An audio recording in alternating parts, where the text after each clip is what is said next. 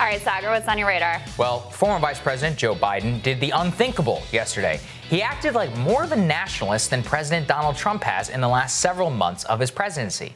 Biden unveiled a new middle-class economic plan in Scranton, Pennsylvania yesterday, promising to deliver prosperity to the middle class, part of which was a $700 billion Buy American plan to revitalize American industry and American manufacturing.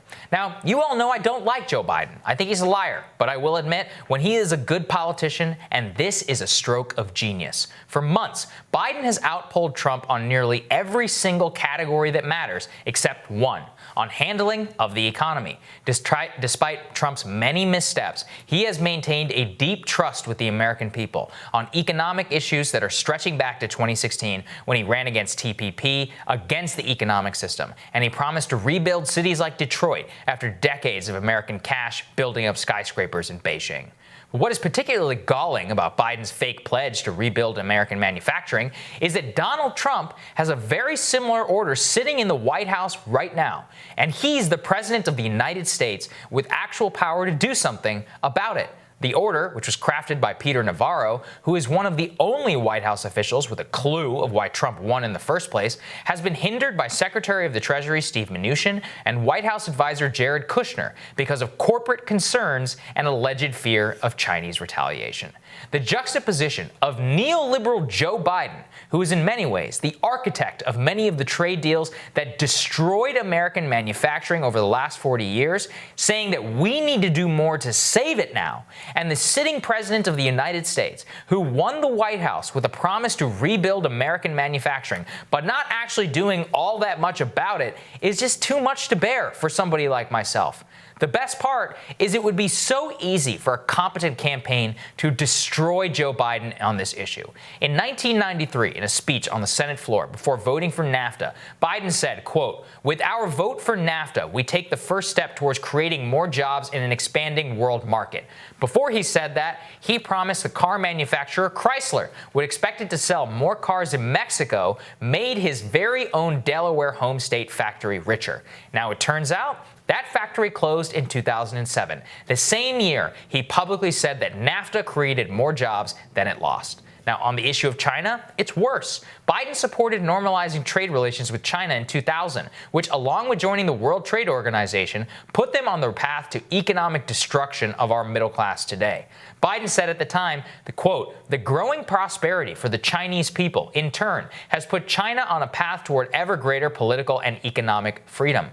Biden fell for the neoliberal dream that normalizing trade relations with China, making them richer, would make them more democratic. Now, turn on your TV, take a look at what is going on right now in Hong Kong, and see how that worked out.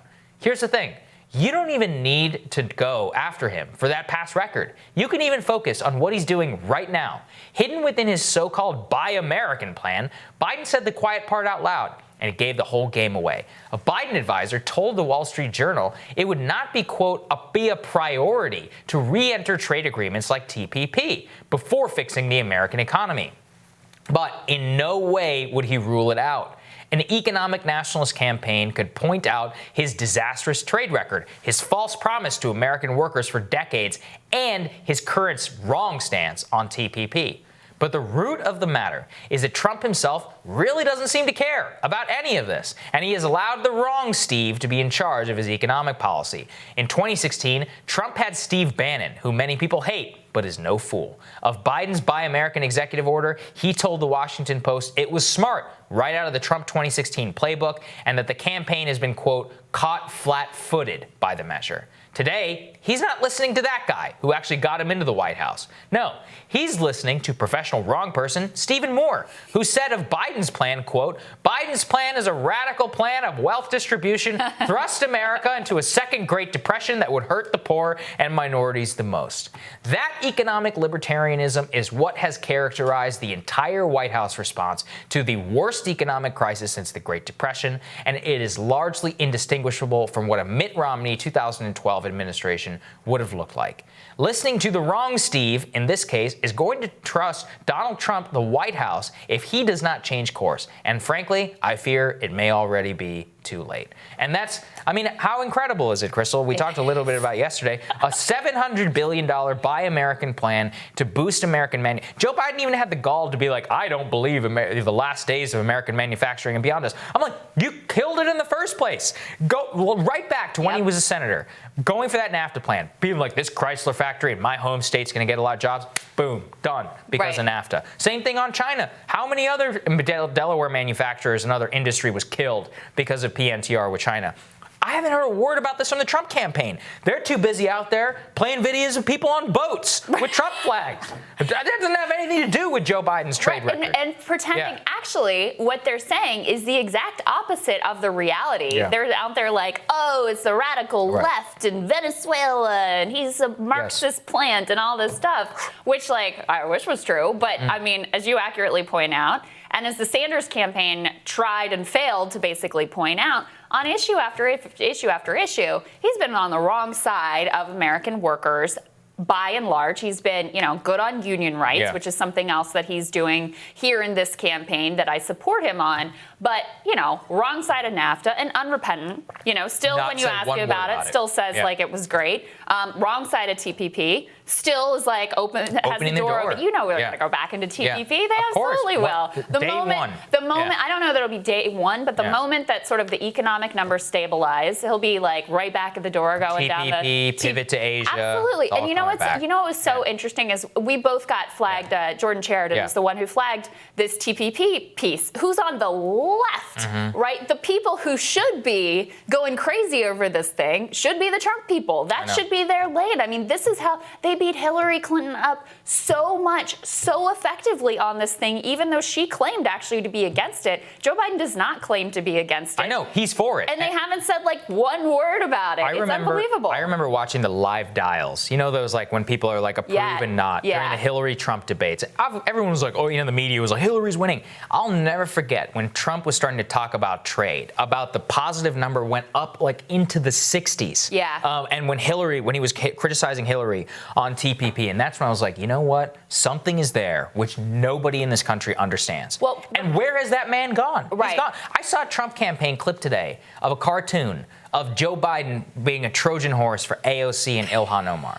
And again, I think some of that is true on like immigration policy, on abortion, and many of these things, but not on the things that people actually care about, and especially not on the economic nationalism, which is what Donald Trump, the White House, in the first place. Buy American was his thing. The tariffs on China, all of that. And he's getting outflanked on it because he's listening to a bunch of fools in his own White House who he has hired and who he has empowered throughout this entire crisis and has made it so he is guaranteeing his loss in November if he continues to go down this road. He is acting no different than Mitt Romney. It's incredible. And he has a Buy American plan in his White House, which he has not yet signed. And somebody wants to riddle me that. And that is the thing. When you are an incumbent president, part of the reason why incumbent presidents tend to win is because you have the power to not just talk about things, you can do something, to actually do them. And he has the opportunity, and has for months now, to actually do something, and for whatever reason has been talked into sitting on his hands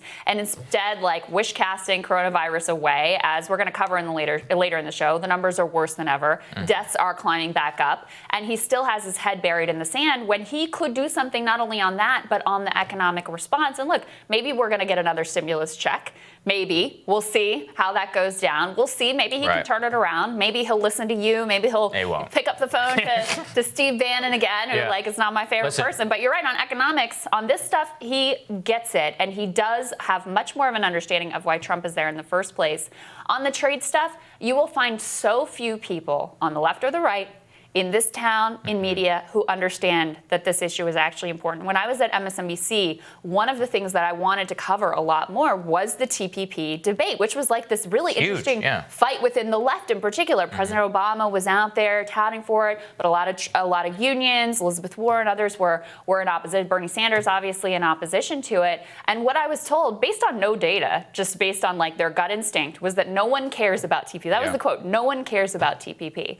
And it turns out that the election was very much around trade and around those issues. Now, look, I think the landscape with everything that's going on makes it also harder to define Joe Biden in that way. I think you have to give Joe Biden credit for the fact that he has created this fake brand, but it's one that people really believe. I'm giving him tremendous. As like this, middle class Joe guy. People believe that. He has some smart people working for him. Jared Bernstein, who's someone I've known for a long time, who was his chief economic advisor in the Obama White House and was one of the more progressive economic voices. Look, he's not where I am, but he was one of the more progressive voices there and has good political instincts, is advising him on this thing.